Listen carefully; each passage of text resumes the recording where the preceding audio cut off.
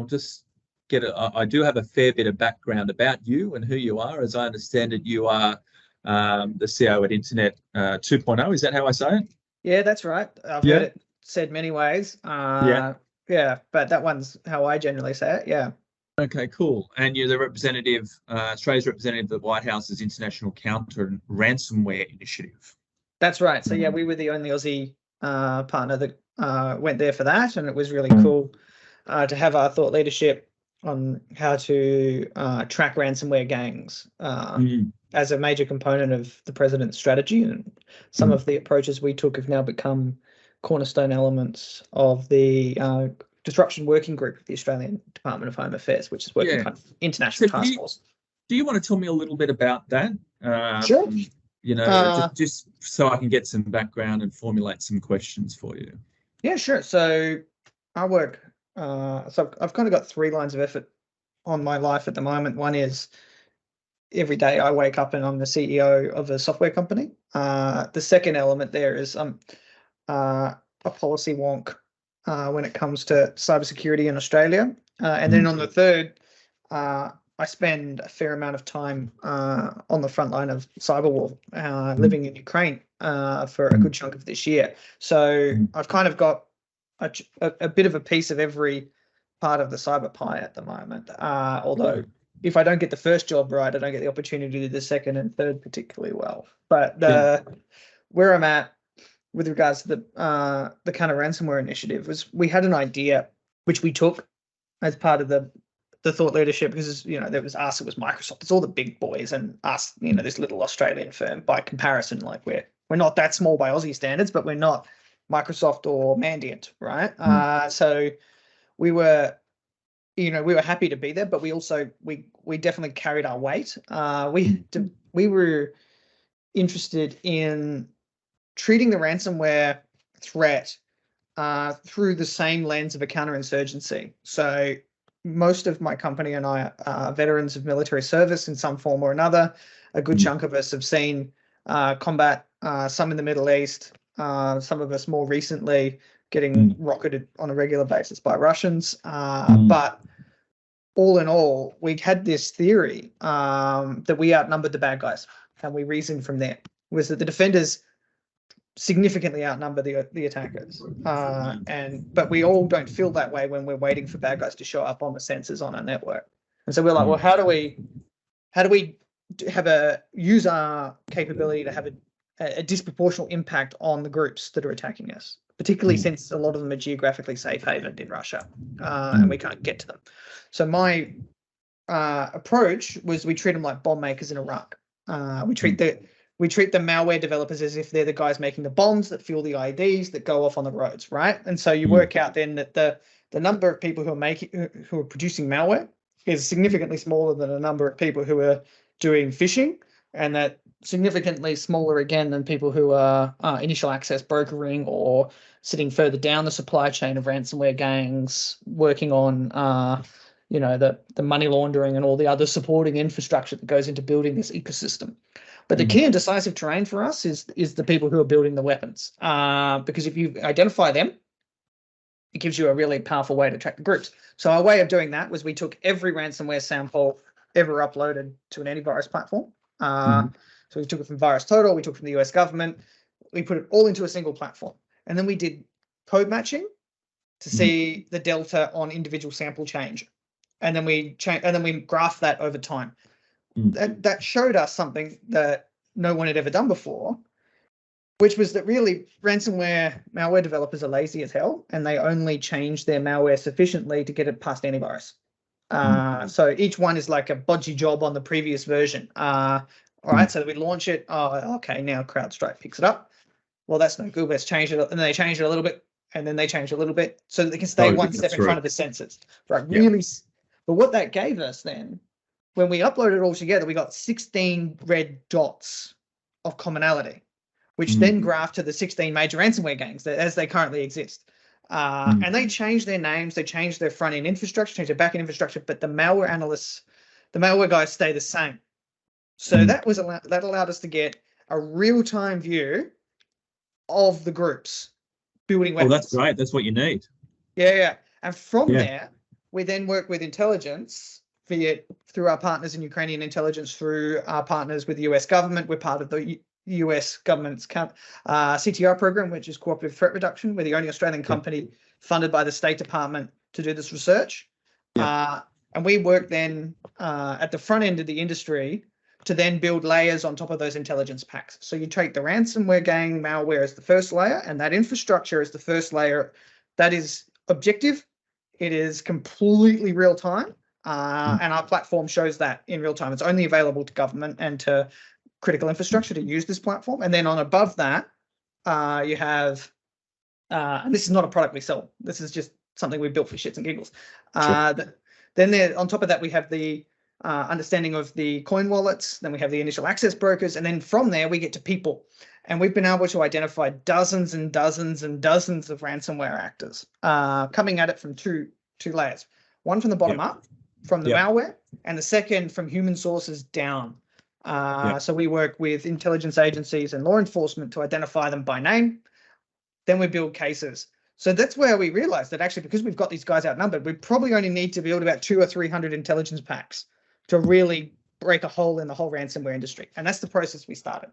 And that was in November, right, of last year? That's right. And so we've continued to work on that project ever since then. I've literally been meeting with people who are part of ransomware groups like Conti or Revil, whatever name you want to call them. I've met them in person now because some of them are Ukrainian who now have incredibly high motivation to not support Russian ransomware gangs. And so we can actually, we've got kind of two things that have happened. One is a presidential interest, and then at the second end of the spectrum, a huge defection from those ransomware groups because of geopolitics. So I know CIOs and CISOs hate the geopolitical element to cyber, but it's real and it's not going away. They've got to stop hating it. So tell me a little bit about what you've been doing in Kiev so far. I mean, you're not there at the moment, are you? No. But I'm going. But you were there. When did you go there? I've been there probably 9 months in the last 12. I'm back there next week. Kiev is great. It's really nice. Food is good. It occasionally rains rockets, but it's pretty normal. But then we have kind of 3 lines of effort in Ukraine. One is we gifted all of our software to them. So our cloaking firewall technology is in use in critical infrastructure in Ukraine. Second is we do cyber training, where we train their operators. We've trained 500 Ukrainian operators in cybersecurity at our own expense. And then we have a third layer where we do technical infrastructure support to them. So, for example, my team helped build the common operating picture of Ukraine's CSOC, and we built the cyber, even everything down to the cyber security and infrastructure development for the system that they're investigating their war crimes through. So they've got like 90,000 war crimes cases. It's going to be the biggest trial since Nuremberg. For sure. And it's all digital evidence this time. So unlike last time. So we've been helping Palantir build out that infrastructure there. Helping who, sorry? Palantir. Okay. All right. Okay. All right. That's great. I mean, are there any sort of learnings you can sort of talk about that you've gained from this Ukraine experience? Yeah, number one on critical infrastructure. And how would they apply to, I guess, hardening Australia's defences? I guess is what I'm going to want to ask you. Yeah, I mean, it's really simple. The weapons don't work. Like cyber weapons just don't work the way people thought they were going to work in a war. Like everyone had this kind of, they can switch off the power grid. And it turns out you can. And it's really shocking when toll goes down, but it goes down for a week. But that's not a battlefield impact. That's a business impact for sure. But you're not going to knock a country offline with that attack. You cost them a lot of money. But like, I've watched Ukraine come under some of the most significant cyber attacks that have ever been conducted. And I've watched the Ukrainians launch some of the most significant cyber attacks on Russia that have ever been conducted. And neither side has been able to take out the other's critical infrastructure by cyber means. And why is that? Well, it's because most of the weapons were built for espionage and crime. And those use cases don't transfer, perhaps as well as we assume that they would, into a battlefield space or into actually having a real long-term persistent impact on critical infrastructure. You can take a power plant offline, but you need to take out 250 power plants to have a battlefield impact. And you need to do it for more than just a day to really have an impact. Yeah, you need to do it for weeks and months. And that's really hard. to do by Yeah. cyber means without new weapons. So we're going to have to go to zero again on our assumptions about how cyber weapon development needs to happen. The bad guys were wrong about their assumptions on how their cyber weapons would work. They got a little too comfortable after NotPetya, where they did have an impact. But really the only major cyber impact we've seen from the war so far was Viasat, and that was pretty minimal. And it was probably they were already probably on that network before they impacted it, and they didn't impact it for long. So, like, apocalypse averted. Anyone who thinks that cyber is a direct path to the end of the world is just maybe, but not right now. The weapons don't show us any evidence that that's the case. However, that's interesting, because a lot of people a lot of people who don't understand how these technologies work would think otherwise, I guess. No, nuclear weapons are way more dangerous than cyber for sure. weapons. Yeah, for sure. They're easier to deploy and easier to they do more damage, obviously. All right. So, obviously we're going to have a bunch of Aussies in the room, so it might be nice to get a little bit of a feel for what's going on here in Australia and what some of your thoughts are on how we can harden our cyber infrastructure here and the role that government's playing.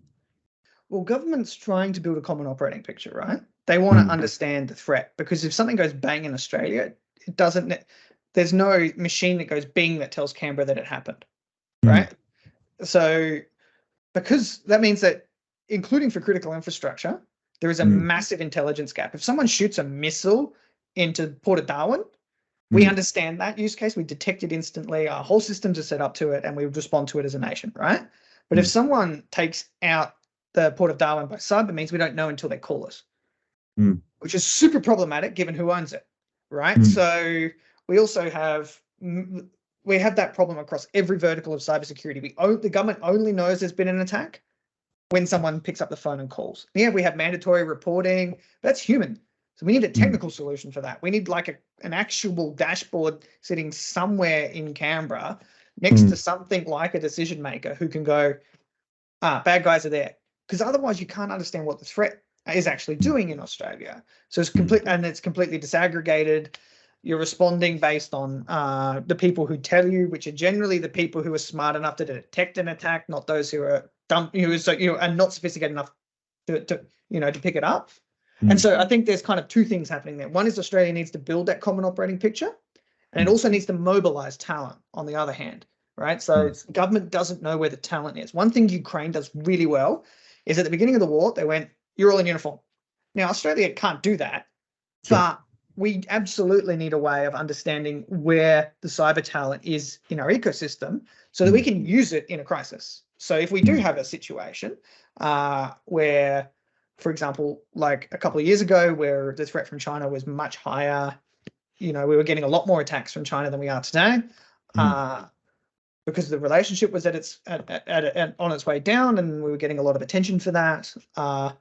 We need to be able to mobilize resources for that state. We should also assume that the Ukrainians are not the only people in the world that can build a cyber army of volunteers that can slowly drown you in a rising tide of crazy.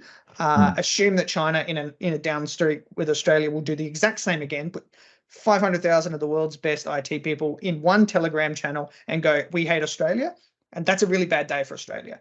That's what the real cyber war looks like. It's not ninjas doing backflips through the back window. It's climate change. It's a slowly deteriorating threat environment where there's more and more low capability activity that's getting into every hole in your network, which is just as dangerous, but it's not what we've planned for. So the government needs to solve for all of that. All of it's doable, which is what they're in the process of kind of putting together with a new strategy. I guess the problem that we've got, and when you talk about cyber skills, is that there aren't enough bodies on the ground here in Australia. Do you agree with that, or is that something that you don't think? Yeah, I mean, Australia's paid off doing mathematics for too long, right? We're just terrible at technical sciences, and our engineers think they're better than they really are, right? So we've got to fix that, which means Australians are going to have to learn to count during school, and we're going to have to make an effort to do that. I mean, granted, some of our rivals and geopolitically, when you take out history, human rights, and social justice from the curriculum, you have more time to teach people to be human calculators. But, we probably neglected our investment into technical skills as a country, and we need to fix that. So that's a problem.